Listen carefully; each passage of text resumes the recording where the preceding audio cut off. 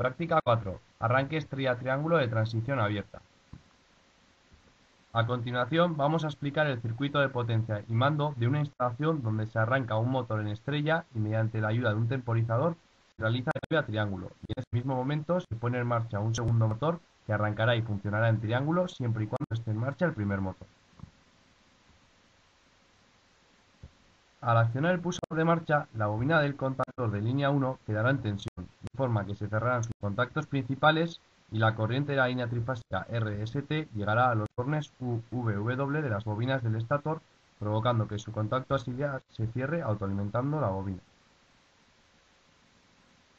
Simultáneamente, la bobina del contactor en estrella quedará bajo tensión, por lo que sus contactos principales se cerrarán, quedando el motor conectado en estrella en el arranque. Al mismo tiempo, el contacto auxiliar en estrella se abre, evitando así que el contacto triángulo pueda quedar bajo tensión.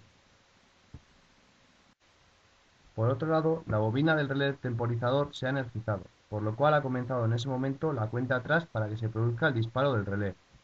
Tras el disparo, el contactor conmutado del mismo pasa de la posición 8 a la 9, provocando así que tanto la bobina del contactor en triángulo como la del contactor del segundo motor queden bajo tensión, y al mismo tiempo los contactos principales en estrella se abren y los contactos principales en triángulo del motor 1 y los del motor 2 se cierren, provocando así que el segundo motor arranque y ambos funcionen conectados en triángulo. A su vez, los contactos auxiliares en triángulos 61-62 y 71-72 se abrirán y la bobina del relé se desconectará, conmutando su contactor de la posición 9 a la 8, autoalimentándose la bobina del contactor en triángulo 53-54, que quedará cerrado. El ejemplo que hemos elegido como aplicación en la posible utilización conjunta de dos o más motores es un polipasto. Este elemento es un tipo de grúa muy utilizado en las fábricas para mover piezas con mucho peso. En nuestro caso, el polipasto está dotado de dos motores, uno para ir hacia adelante o hacia atrás y otro que es el que proporciona el movimiento a izquierda y a derecha. Como se observa en el circuito de potencia, cada una de las líneas que llegan a los motores pasan primero por dos contactores, los cuales permiten que el polipasto se pueda mover en los dos sentidos de cada una de las dos direcciones. Esto se consigue alternando dos fases pareciera entre sí. En el circuito de mando, al presionar el pulsador PM1, la bobina del contactor 1 quedará bajo tensión, produciendo así que sus contactos principales se cierren de forma que el gancho irá hacia adelante.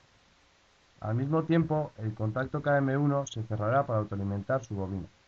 El contactor auxiliar KM1 se abrirá de manera que no pueda llegar la corriente a la bobina del contactor 2 al mismo tiempo. Si pulsamos el pulsador 2, la bobina del contactor 2 producirá la apertura de los contactos principales del contactor 1 y posterior cierre de los contactos principales del contactor 2, con lo que el gancho se moverá hacia atrás. Si presionamos el pulsador de parada 1, el circuito del motor 1 quedará abierto, por lo que el gancho dejará de ir hacia adelante o hacia atrás. De no presionar dicho pulsador, el carro que porta el gancho seguirá avanzando hasta que toque cualquiera de los dos finales de carrera, situados en los límites del polipasto, produciendo así la apertura del circuito y automáticamente su detención. Para el caso del motor 2, el funcionamiento es exactamente el mismo, solo que el movimiento de gancho será hacia la izquierda o hacia la derecha.